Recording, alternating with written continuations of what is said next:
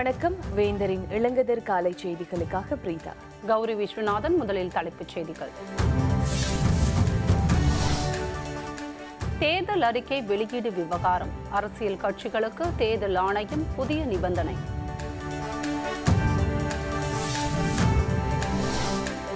மு.க. ஸ்டாலினுடன் வேல்முருகன் சந்திப்பு. மக்களவை மற்றும் பேரவை இடைத்தேர்தலில் ஆதரவு.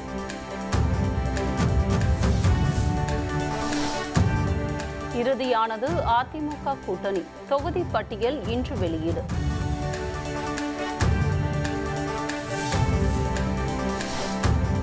களை கட்டியது நாடாளுமன்ற தேர்தல். நாளை மறுதினம் வேட்புமனு தாக்கல் தொடக்கம்.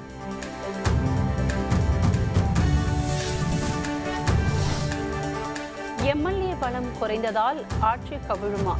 கோவாவில் ஆட்சி அமைக்க உரிமை கோரியது காங்கிரஸ். மக்களவைத் தேர்தலையொட்டி தேர்தல் அறிக்கை வெளியிடுவது தொடர்பாக அரசியல் கட்சிகளுக்கு தேர்தல் ஆணையம் புதிய நிபந்தனையை விதித்துள்ளது.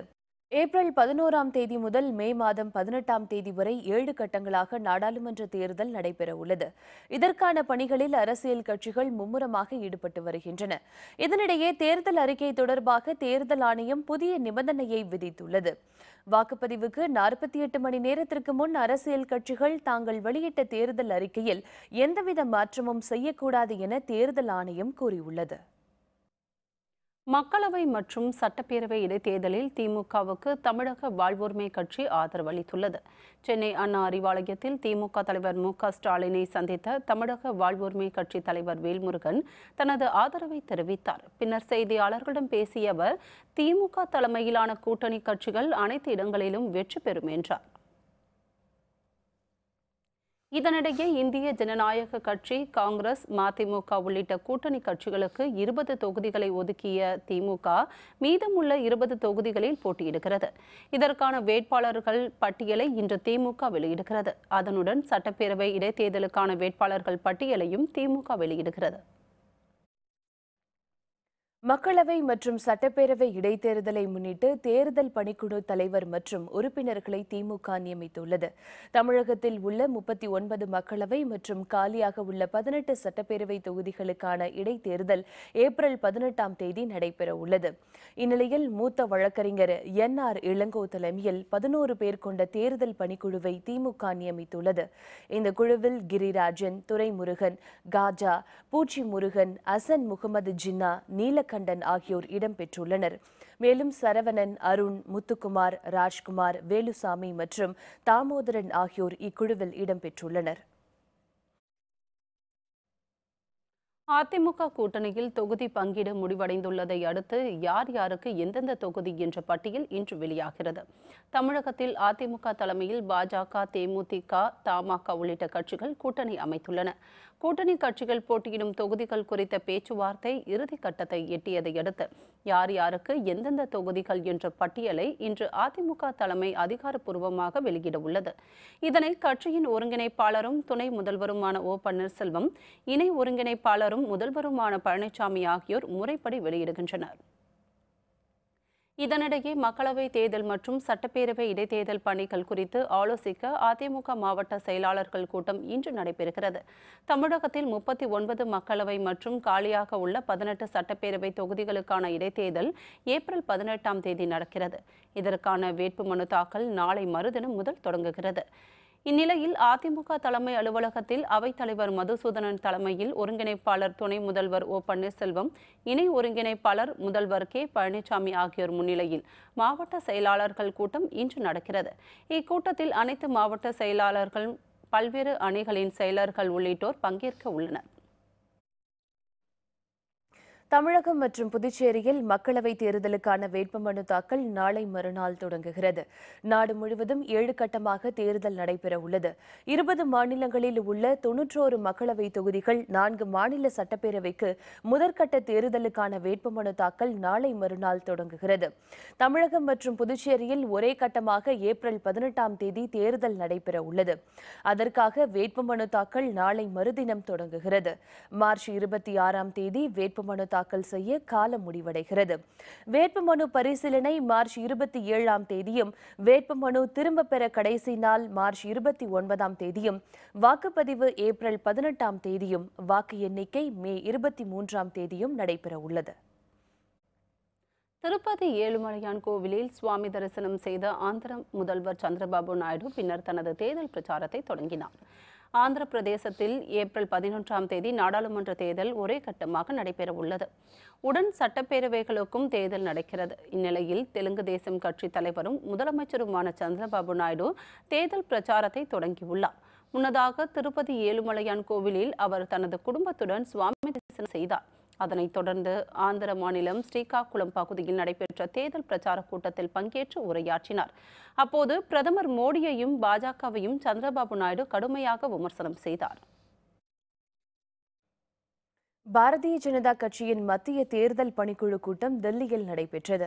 பாஜக தலைமை அலுவலகத்தில் நடைபெற்ற இக்கூட்டத்திற்கு பிரதமர் நரேந்திர மோடி மற்றும் அக்கட்சியின் தேசிய தலைவர் அமித்ஷா ஆகியோர் தலைமை வகித்தனர்.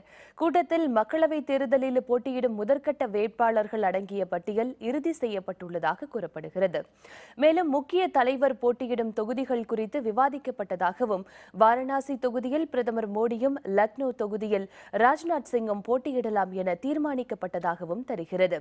பீகார், உத்தரகண்ட், அஸ்ஸாம், அருணாச்சல பிரதேசம், மணிப்பூர், திரிபுரா, கேரளா, ஆந்திர பிரதேசம் உள்ளிட்ட சட்டப்பேரவை தேர்தல் வேட்பாளர்கள் குறித்தும் ஆலோசிக்கப்பட்டுள்ளதாக தெரியவருகிறது. கோவாவில் தங்களை ஆட்சி அமைக்க அழைக்க வேண்டும் என அம்மாநில ஆளுநரிடம் காங்கிரஸ் கட்சி உரிமை கோரியுள்ளது.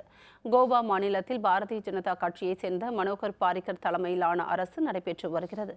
இந்நிலையில் சட்டப்பேரவை எதிர்க்கட்சித் தலைவர் சத்னகண்ட் கவ்லேக்கர் ஆளுநருக்கு ஒரு கடிதம் எழுதியுள்ளார்.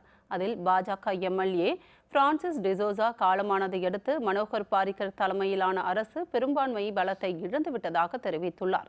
எனவே பாஜக அரசை நீக்க வேண்டும் என்றும் தனிப்பெரும் கட்சி என்ற முறையில் காங்கிரஸ் கட்சியை ஆட்சி அமைக்க அழைக்க வேண்டும் என்றும் வலியுறுத்தியுள்ளார். சிவகங்கையில் நெதர்லாந்து பஜ்ஜி மிளகாய் பயிர் அதிக வருவாய் ஈட்டி பட்டதாரி இளைஞர் சாதனை. விவரம் விளம்பர இடைவெளிக்கு பிறகு.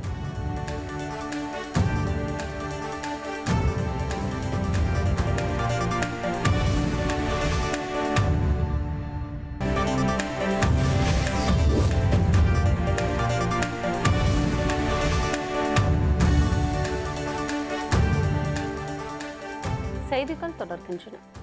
நாடாளுமன்ற தேர்தலுக்காக சேலம் மாவட்டத்தில் அனைத்து வாக்குச்சாவடிகளும் 100% தயார் நிலையில் இருப்பதாக மாவட்ட ஆட்சியர் ரோஹிணி கூறியுள்ளார். 100% வாக்குப்பதிவை வலியுறுத்தி மாவட்ட ஆட்சியர் ரோஹிணி பொதுமக்களுக்கு விழிப்புணர்வு துண்டு பிரசுரங்களை வழங்கினார். அப்போது செய்தியாளர்களிடம் பேசிய அவர், பொதுமக்கள் எவ்வித சிரமமும் இன்றி வாக்களிக்க தேவையான அனைத்து நடவடிக்கைகளும் எடுக்கப்பட்டுள்ளதாக கூறினார். சேலம் மாவட்டத்தில் உரிய ஆவணங்கள் இன்றி கொண்டு செல்லப்பட்ட 24,70,000 ரூபாய் பணம் பறிமுதல் செய்யப்பட்டுள்ளதாகவும் அவர் தெரிவித்தார். நீங்கள் ஒரு 50,000க்கு மேற்பட்ட ஒரு கேஷ் டிரான்ஸ்ஃபர் பண்ணிட்டு இருக்கீங்க அப்படின்னா உரிய ஆவணங்களோட நீங்க கொண்டு வந்துட்டீங்கன்னா நாங்க கண்டிப்பா அந்த கேஷ் பிடிக்கிறதுக்கு எந்த ஒரு வழிவகை கிடையாது. இன்ஃபேக்ட் டெய்லி பாத்தீங்கன்னா ஹண்ட்ரட்ஸ் ஆஃப் வெஹிக்கிள்ஸ் செக் பண்ணிட்டு இருக்கிறோம். ஆனா அதுல ஒவ்வொரு வெஹிக்கிள் இருக்கக்கூடிய 50,000க்கு மேல இருக்கக்கூடிய கேஷ் நம்ம சீஸ் பண்றது இல்லையே. அதுல இருந்து ஒரு சில ஆவணங்கள் இல்லாத கேஷ் மட்டும் தான் சீஸ் பண்ணிருக்கிறோம். ஸோ பொதுமக்கள் இருந்தாலும் சரி, வணிகர்கள் இருந்தாலும் சரி, உங்கள் அனைவருக்கும் என்னுடைய வேண்டுகோள் என்னென்றால் உரிய ஆவணங்கள், அந்த கேஷ் சோர்ஸ் என்ன, அந்த ஆவணங்கள் நீங்க கையில வச்சிட்டீங்கன்னா டெஃபினெட்லி எலெக்ஷன் ஆபீஷியல் சார்பாக எஃப்எஸ் மூலமா உங்களுக்கு எந்த ஒரு தொந்தரவும், எந்த ஒரு ஹராஸ்மெண்ட் இருக்காது. தேர்தல் பாதுகாப்பு பணிக்காக திருநெல்வேலி வந்துள்ள துணை ராணுவ படையினர் பதற்றமான வாக்குச்சாவடிகளில் பணிகளில் ஈடுபடுத்தப்படுவர் என மாநகர காவல் ஆணையர் பாஸ்கரன் தெரிவித்துள்ளார். தேர்தல் பாதுகாப்பு பணிக்காக உத்தரப்பிரதேச மாநிலத்திலிருந்து ஒரு கம்பெனி துணை ராணுவ படையினர் திருநெல்வேலி வருகை புரிந்துள்ளனர். அவர்களுக்கு பாதுகாப்பு, ரோந்து, வாகன சோதனை உள்ளிட்ட பணிகளில் ஈடுபடுவது குறித்து மாநகர காவல் ஆணையர் பாஸ்கரன் அறிவுரை வழங்கினார். திருப்பூர் மாநகருக்கு வருகை தந்துள்ள துணை ராணுவ படையினர் 83 பேர் நகரின் முக்கிய சாலைகளில் அணிவகுப்பு பேரணி நடத்தினர். இவர்கள் அனைவரும் தேர்தல் பாதுகாப்பு பணிகளில் ஈடுபடுவதுடன் பதற்றமான வாக்குச்சாவடிகளில் பணியமர்த்தப்பட உள்ளனர். சென்னையில் தொடங்கியுள்ள ராஜஸ்தான் உணவு திருவிழா உணவு பிரியர்களை வெகுவாக கவர்ந்துள்ளது. சென்னை கிண்டியில் அமைந்துள்ள பிரபல ரமணா பிளாசா ஹோட்டலில் ராஜஸ்தான் உணவு திருவிழா தொடங்கியுள்ளது. வரும் 24ஆம் தேதி வரை நடைபெறும் இந்த உணவு திருவிழாவில் ராஜஸ்தான் மாநிலத்தின் பல்வேறு வகையான பாரம்பரிய உணவுகள் இடம்பெற்றுள்ளன. Here we have variety of Rajasthani food kept in the buffet, and of course we have a thali to serve. It's very reasonably priced for every pocket, and the people here out here is very happy. We are here to welcome all the everyone from Chennai, and the feedback so far is very good. We have the chef is from Rajasthan himself, and we have the ingredients which is we bought from Rajasthan for this festival, and I believe that you all is gonna come here and then gonna enjoy here. Different on a non-vegetarian 5-6 varieties, every day 12-13 variety of vegetarian dishes, variety of lavish variety of desserts, and soup counter. We have a live salad counter, and we have a live starters, live non-veg kebabs. எல்லாமே நாங்கள் பண்ணுறோம். So நல்ல இது டிஃப்ரெண்ட்டான cuisine. இந்த இன்க்ரீடியன்ஸ்லாம் chef வந்து ராஜஸ்தான்லேருந்து வர வச்சுருக்காங்க. அப்பளம், ஊறுகாய் ப்ளஸ் வெல்லம், இந்த மாதிரி வெரைட்டிஸ்லாம் ராஜஸ்தான்லேருந்து வர வச்சு அந்த இன்க்ரீடியண்ட்டை யூஸ் பண்ணி நாங்கள் வந்து டிஷ்ஷஸ்லாம் ப்ரிப்பேர் பண்ணியிருக்கோம். இது வந்து எல்லாம் வரக்கூடிய கஸ்டமர்ஸ்லாம் எங்களுக்கு வந்து நல்ல ஃபீட்பேக் கொடுக்குறாங்க. இன்னும் 10 டேஸ்க்கு வரக்கூடிய நெக்ஸ்ட் சண்டே வரைக்கும் நாங்கள் இந்த ஃபெஸ்டிவல் போடுறோம். ராஜஸ்தான் மாநில சமையல் கலைஞர்களால் தயாரிக்கப்பட்டுள்ள சைவ அசைவ உணவுகள் மற்றும் இனிப்பு வகைகள் வாடிக்கையாளர்களை வெகுவாக கவர்ந்துள்ளது. இதனை ஏராளமான உணவு பிரியர்கள் பொதுமக்கள் ஆர்வமுடன் வாங்கி உண்டு மகிழ்கின்றனர். எல்லா சாப்பாடும் ரொம்ப நல்லா இருக்குது. ராஜஸ்தான் ஸ்டைலில் ரொம்ப நல்லா பண்ணியிருக்காங்க. எஸ்பெஷலி ஸ்வீட்ஸ் எல்லாம் ரொம்ப நல்லா இருக்குது. கெவ்வர்னு ஒன்று சாப்பிட்டோம், ரொம்ப நல்லா இருந்துச்சு. சூர்மான்னு ஒன்று கொடுத்தாங்க, அது ரொம்ப நல்லா இருந்துச்சு. தால் பாட்டி, சூர்மா, கெவ்வர், அப்புறம் ஸ்டார்டர்ஸ் எல்லாம் சாட் ஐட்டம்லாம் ரொம்ப நல்லா இருந்தது. எல்லாமே ரொம்ப நல்லா இருந்தது. ராஜஸ்தானி ஃபுட்டு ஃபெஸ்டிவல் நடத்துகிறாங்க. நல்லா இருந்த ஃபுட்டெல்லாம் ட்ரெடிஷ்னல் வேயாக பண்ணிகிட்டு இருந்தாங்க. டிஃப்ரெண்ட் டைப் வெரைட்டி ஆஃப் இருந்தது. We enjoyed it. ரொம்ப நல்லா இருந்தது. நம்ம அங்கே ராஜஸ்தான் போய் சாப்பிட்ட மாதிரியே இருந்தது ஃபுட்டெல்லாம். எல்லா அப்புறம் ஃபுட்டு வெரைட்டி அவங்க கொடுத்ததெல்லாம் நல்லா இருந்தது. டிஃப்ரெண்ட் டைப்ஸ் ஆஃப் ரொட்டி, அப்புறம் ட்ரெடிஷ்னல் டெசர்ட்ஸு, ஸ்டார்டர்ஸு எல்லாம் ரொம்ப நல்லா இருந்தது. சிவகங்கை மாவட்டத்தில் வறட்சியிலும் பலன் தரும் நெதர்லாந்து பஜ்ஜி மிளகாயை பயிரிட்ட பட்டதாரி இளைஞர் ஒருவர் அதிக வருவாய் ஈட்டி சாதனை புரிந்துள்ளார். வறட்சி மாவட்டமான சிவகங்கையில் இந்த ஆண்டு குறைந்த அளவே மழை பெய்ததால் நிலத்தடி நீர்மட்டம் மிக குறைவாகவே காணப்படுகிறது. இதனால் பெரும்பாலான விவசாயிகள் கூலி வேலைக்கு சென்று வரும் நிலையில் குறைந்த அளவு தண்ணீரை கொண்டு குறுகிய கால பணப்பயிரான பஜ்ஜி மிளகாய் பயிரிட்டு அதிக வருவாய் ஈட்டி வருகிறார். MBA பட்டதாரியான கோபிகிருஷ்ணன் என்ற இளைஞர். குளிர் பிரதேசங்களில் வளரும் இந்த பஜ்ஜி மிளகாயை வறண்ட பூமியில் வளர்த்துள்ள இவர் இதற்கான விதைகளை நெதர்லாந்து நாட்டிலிருந்து வரவழைத்துள்ளார். சொட்டு நீர் பாசனம் மூலம் மிளகாய் செடிகளை வளர்த்து வரும் இந்த இளைஞர் ஏக்கருக்கு மாதம் 70,000 ரூபாய் வரை லாபம் கிடைப்பதாக கூறுகிறார்.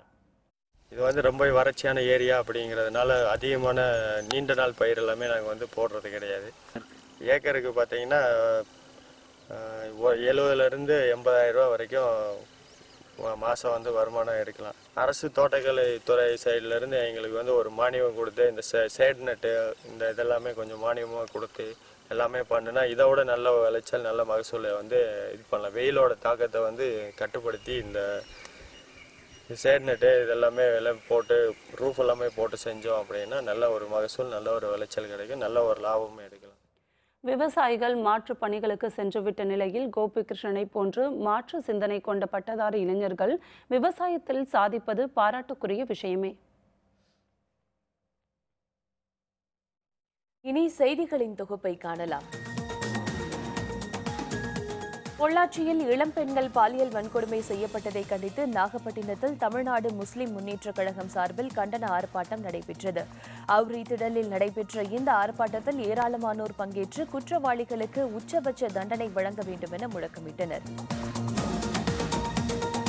கோயம்புத்தூரில் உரிய ஆவணங்கள் இன்றி கொண்டு செல்லப்பட்ட 5 லட்சம் ரூபாய் பணத்தை தேர்தல் பறக்கும் படையினர் பறிமுதல் செய்தனர். கருப்பண்ண கவுண்டர் வீதியில் வாகன தணிக்கையில் ஈடுபட்டிருந்த அதிகாரிகள் குழுவினர் அவ்வழியே வந்த நபரிடம் இருந்த பணத்தை பறிமுதல் செய்துள்ளனர். பெங்களூருவிலிருந்து திருநெல்வேலிக்கு கடத்தி செல்லப்பட்ட 30 லட்சம் ரூபாய் மதிப்பிலான தடை செய்யப்பட்ட குட்கா பொருட்கள் தேர்தல் பறக்கும் படையினரிடம் சிக்கியது. விருதுநகர் மாவட்டம் சாத்தூர் அருகே வாகன தணிக்கையில் ஈடுபட்டிருந்த அதிகாரிகள் இவற்றை கைப்பற்றினர். கடத்தல் குறித்து சாத்தூர் காவல்துறையினர் விசாரணை நடத்தி வருகின்றனர். தூத்துக்குடியில் இருந்து வெளிநாட்டிற்கு கடத்தப்படவிருந்த அரிய வகை பவள பாறைகளை வனத்துறையினர் பத்திரமாக மீட்டனர். அண்ணாநகர் பகுதியில் உள்ள கடல் உயிரின மீன் விற்பனையகத்தில் அரிய வகை பவளப்பாறைகள் பதுக்கி வைக்கப்பட்டிருப்பதாக தகவல் கிடைத்தது. இதனையடுத்து அங்கு சென்ற வனத்துறையினர் அவற்றை மீட்டு நடுக்கடலில் விட்டனர். தருமபுரி அருகே உரிய ஆவணங்கள் இன்றி கொண்டு செல்லப்பட்ட 5 லட்சம் ரூபாய் பணத்தை தேர்தல் பறக்கும் படை அதிகாரிகள் பறிமுதல் செய்துள்ளனர். வெண்ணாம்பட்டி பகுதியில் வாகன சோதனையில் ஈடுபட்டிருந்த அதிகாரிகள் போர்வெல் தொழில் செய்து வரும் பெரியண்ணன் என்பவரிடமிருந்து இந்த பணத்தை கைப்பற்றினர்.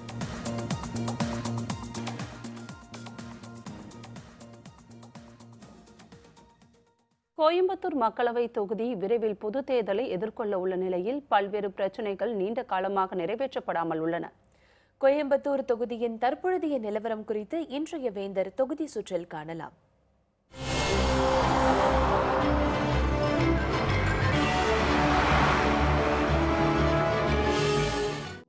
கோயம்புத்தூர் மாவட்டம் பண்டைய காலம் தொட்டு கொங்கு மண்டலத்தின் ஒரு பகுதியாகவே இருந்து வந்துள்ளது. பழங்காலத்தில் இந்த பகுதியில் கோசர்கள் இன மக்கள் வாழ்ந்து வந்ததால் கோசம்புத்தூர் என அழைக்கப்பட்டது. காலப்போக்கில் பெயர் மருவி கோயம்புத்தூர் என்றானது. 1804ஆம் ஆண்டு கோயம்புத்தூர் மாவட்டம் உருவானது. கோவை மாநகர் தமிழகத்தின் 3வது பெரிய நகரமாகும். மேற்கில் பாலக்காட்டு கணவாய்க்கும் வடக்கில் சகல்கட்டி கணவாய்க்கும் இடையில் அமைந்திருப்பதால் நீண்ட காலமாக இந்த நகரம் சரித்திர முக்கியத்துவம் வாய்ந்ததாக திகழ்கிறது. இங்கு சிறிய, நடுத்தர மற்றும் பெரிய ஜவுளி ஆலைகள் உள்ளன. தென்னிந்திய ஜவுளித்துறையின் ஆராய்ச்சி நிலையம், சர்தார் வல்லபாய் பட்டேல் சர்வதேச ஜவுளித்துறை மற்றும் பருத்தி ஆராய்ச்சி மையம் போன்றவை உள்ளன. இங்கு தரமான பருத்தி மற்றும் ஜவுளி பெரிய அளவில் உற்பத்தி செய்யப்பட்டு பல்வேறு நாடுகளுக்கு ஏற்றுமதி செய்யப்படுகிறது. கோவையில் 700க்கும் மேற்பட்ட வெட் கிரைண்டர் உற்பத்தி நிறுவனங்கள் உள்ளன. பல்வேறு வகையான வெட் கிரைண்டர் தயார் செய்யப்பட்டு வெளிநாடுகளுக்கும் விற்பனை செய்யப்படுகிறது. இங்கு தயாரிக்கப்படும் wet grinder Coimbatore wet grinder என புவிசார் குறியீட்டை பெற்றுள்ளது. ஆசியாவின் பம்ப் நகரம் என கோயம்புத்தூர் அழைக்கப்படுகிறது. இங்கு சிறிய அளவிலான பம்ப் நிறுவனங்கள் அதிக அளவில் உள்ளன. இந்தியாவின் தேவைகளில் 40% மேலானவை இங்குதான் தயாரிக்கப்படுகின்றன. அது மட்டுமல்லாமல் கோயம்புத்தூர் இந்தியாவின் பெரிய தங்கநகை உற்பத்தி மையங்களில் ஒன்றாகும். மேலும் தென்னிந்தியாவின் ஒரு முக்கிய வைர பட்டத்தீட்டு மையம் இங்கு உள்ளது. கோயம்புத்தூர் மக்களவை தொகுதியில் கோவை மாவட்டத்தின் கோவை வடக்கு, கோவை தெற்கு, கவுண்டம்பாளையம், சிங்காநல்லூர், சூலூர் ஆகிய சட்டப்பேரவை தொகுதிகளும் திருப்பூர் மாவட்டத்தின் பல்லடம் சட்டப்பேரவை தொகுதியும் அடங்கியுள்ளன. இந்த 6 சட்டப்பேரவை தொகுதிகளில் ஆண் வாக்காளர்கள் 9,57,321, பெண் வாக்காளர்கள் 9,57,101, மூன்றாம் பாலினத்தவர்கள் 187 பேர் என மொத்தம் 19,14,509 பேர் உள்ளனர். இதுவரை நடைபெற்ற தேர்தல்களில் காங்கிரஸ் கட்சிக்குத்தான் இங்கு அதிக முறை வெற்றி கிடைத்துள்ளது. பாஜக 2 முறை இந்த தொகுதியில் வெற்றி பெற்றுள்ளது. காங்கிரசுக்கு அடுத்து இந்த தொகுதியை அதிக முறை வென்ற கட்சி சிபிஐ. இக்கட்சிக்கு இங்கு 4 முறை வெற்றி கிடைத்துள்ளது. மற்றபடி திமுக, சிபிஎம் ஆகிய கட்சிகளுக்கு தலா 2 முறையும் வெற்றி கிடைத்துள்ளது. 1952ஆம் ஆண்டு நடைபெற்ற முதல் மக்களவைத் தேர்தலில் காங்கிரஸ் கட்சியைச் சேர்ந்த ராமலிங்க செட்டியார் வெற்றி பெற்றார். 2014இல் நடைபெற்ற மக்களவைத் தேர்தலில் அதிமுக வேட்பாளராக களமிறங்கிய நாகராஜன் வெற்றி பெற்று எம்பியாக தேர்ந்தெடுக்கப்பட்டார். இவரை எதிர்த்து போட்டியிட்ட திமுக வேட்பாளர் கணேஷ்குமார் மற்றும் பாஜக வேட்பாளர் சிபி ராதாகிருஷ்ணன் உள்ளிட்டோர் தோல்வியடைந்தனர். கோயம்புத்தூர் மக்களவைத் தொகுதி உறுப்பினரின் சாதனைகள் சில இருப்பினும் தீர்க்கப்படாத பிரச்சனைகளும் ஒரு சில உள்ளன. அவை குறித்து பார்க்கலாம். பண மதிப்பிழக்கு செய்ததும் மற்றும் ஜிஎஸ்டி அமலாக்கத்துக்கு பின்பு தொழில்துறை சார்ந்திருக்கின்ற குறு சிறு தொழில்கள் முழுமையாக அளிக்கப்பட்டு கொண்டிருக்கின்றன. பண மதிப்பிழக்க செய்ததன் மூலமாக ஆயிரக்கணக்கான தொழில் முனைவோர்கள் தங்கள் தொழில் விட்டு செல்கின்ற ஒரு அவல நிலை ஏற்பட்ட பொழுதும் இந்த நாடாளுமன்றத்துக்கு உட்பட்டிருக்கின்ற நாடாளுமன்ற உறுப்பினர் அவர்கள் எந்த விதமான ரியாக்ஷனும் இல்லாதது என்பது நாங்கள் வேதனையை கண்டோம். வரக்கூடிய அரசுகள் யாராக இருந்தாலும் சரி, தென்னிந்தியாவின் மான்செஸ்டர் என்று அழைக்கப்படுகின்ற கோவை மாவட்டத்துக்கு தனி கவனம் செலுத்தி முன்னேற்றத்துக்கு வழிகாட்ட வேண்டும். இந்த டிமானிட்டைசேஷனும் ஜிஎஸ்டியும் அடுத்தடுத்து வந்ததுனால நிறைய பிரச்சனைகள் உருவாயிருச்சு. அதனால் அதெல்லாம் மாற்றணும்னு சொல்லி நிறைய கோரிக்கைகள் எடுத்துகிட்ருக்குறோம். நிறைய பேர்த்திட்ட எல்லா அரசு அதிகாரிகிட்டையும் கொடுத்துருக்குறோம், எல்லா மினிஸ்டர்ட்டையும் கொடுத்துருக்குறோம். தமிழ்நாடுங்கிறது ஒரு இண்டஸ்ட்ரி டெவலப்டு ஸ்டேட்டாக இருக்குது. இன்னும் டெவலப் பண்ணி நம்பர் 1 வர்றதுக்கு காரணமாக இருக்கணும்னா இது மாதிரி இதெல்லாம் நிறைய களையப்பட்டால் நிறைய பண்ணலாம். அதுபோல் கோவை நகரம் இப்பொழுது கோடை காலம் துவங்கி விட்டதால் தமிழகத்தில் குறிப்பாக கோவையில் அதிக வெப்பம் சூழ்ந்திருக்கிறது. பல்வேறு இடங்களில் நீர்நிலைகள் ஆதாரங்கள் பாதுகாப்பட்டிருக்கலாம், தூர்வாரப்பட்டிருக்கலாம். பழைய குட்டைகள், ஏற்கனவே இருந்த குட்டைகளெல்லாம் காணாமல் போய்விட்டது. காணாமல் போன குட்டையை கண்டுபிடித்து நீரை தேக்கினால் தமிழகத்தில் குறிப்பாக கொங்கு மண்டல கோவை விவசாயிகளுக்கு பயனுள்ளதாக இருக்கும். விலைவாசி குறையும்னு சொன்னாங்க. இன்னும் இது வரைக்கும் எங்கேயுமே மூலப்பொருளுடைய விலை குறையல. நம்மளுக்கு ஆர்டர் கொடுக்குற பெரிய பெரிய கம்பெனிஸ் ஜிஎஸ்டி இருந்தால் தான் ஆர்டர் கொடுக்குறாங்க. இவங்க என்ன சொல்கிறாங்கன்னா, அந்த ஜிஎஸ்டி 40 லட்சத்து வரைக்கும் உங்களுக்கு ஜிஎஸ்டி வேண்டியதில்லைன்னு சொல்கிறாங்க. ஆனால் அது எடுத்தால் தான், ஜிஎஸ்டி எடுத்தால் தான் அவங்க ஆர்டர் கொடுக்குறாங்க. ஆகவே இதையெல்லாம் இன்னும் எளிமைப்படுத்தணும். இதெல்லாம் அவங்க சொல்கிறது பேப்பர்லேயுமே இதுலேயும் தான் இருக்குதே ஒழிய ரியாலிட்டியாக கிரவுண்ட் ரியாலிட்டிக்கு வரல. ஆகவே இதெல்லாம் வந்தால் கொஞ்சம் நல்லாயிருக்கு. வேந்தர் தொகுதிச்சுற்று செய்திகளுக்காக கோயம்புத்தூரிலிருந்து செய்தியாளர் Rahman. Indian Wells ATP tennis போட்டி அரையிறுதியில் ரஃபேல் நடால், ரோஜர் ஃபெடரர் மோதல். விவரம் விளம்பர இடைவேளைக்கு பிறகு.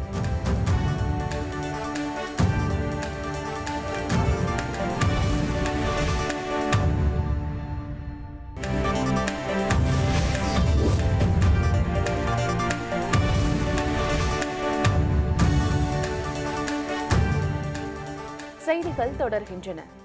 நியூசிலாந்து நாட்டில் 2 மசூதிகளில் நடத்தப்பட்ட துப்பாக்கி சூடு சம்பவத்தில் 4 இந்தியர்கள் உயிரிழந்துள்ளதாக தகவல் வெளியாகியுள்ளது. நியூசிலாந்தின் கிறிஸ்ட்சர்ச் நகரில் உள்ள 2 மசூதிகளுக்குள் புகுந்த நபர் திடீரென நடத்திய கண்மூடித்தனமான துப்பாக்கி சூட்டில் 49 பேர் உயிரிழந்தனர். பலர் படுகாயங்களுடன் மருத்துவமனைகளில் சிகிச்சை பெற்று வருகின்றனர். இந்த தாக்குதலில் 4 இந்தியர்கள் உயிரிழந்துள்ளதாக தகவல் வெளியாகியுள்ளது.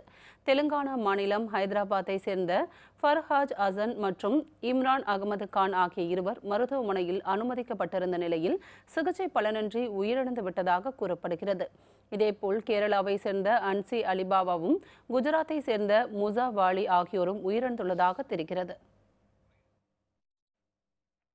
இந்தியன் வெல்ஸ் ஏடிபி டென்னிஸ் போட்டியின் அரையிறுதி ஆட்டத்தில் முதல் நிலை வீரர்களான ரஃபேல் நடால், ரோஜர் ஃபெடரர் ஆகியோர் மோதுகின்றனர். வெள்ளிக்கிழமை இரவு நடைபெற்ற காலிறுதி ஆட்டத்தில் ரஃபேல் நடால் 7-6, 7-6 என்ற செட் கணக்கில் ரஷ்ய வீரர் காரென் காச்சினோவை வீழ்த்தினார்.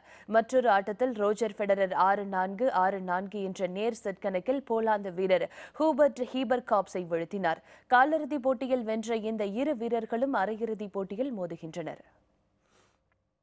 மீண்டும் தலைப்புச் செய்திகள். தேர்தல் அறிக்கை வெளியீடு விவகாரம், அரசியல் கட்சிகளுக்கு தேர்தல் ஆணையம் புதிய நிபந்தனை. மு.க. ஸ்டாலினுடன் வேல்முருகன் சந்திப்பு, மக்களவை மற்றும் பேரவை இடைத்தேர்தலில் ஆதரவு. இறுதியானது அதிமுக கூட்டணி, தொகுதி பட்டியல் இன்று வெளியீடு. களை கட்டியது நாடாளுமன்ற தேர்தல், நாளை மறுதினம் வேட்புமனு தாக்கல் தொடக்கம். எம்எல்ஏ பலம் குறைந்ததால் ஆட்சி கவிழுமா, கோவாவில் ஆட்சி அமைக்க உரிமை கோரியது காங்கிரஸ்.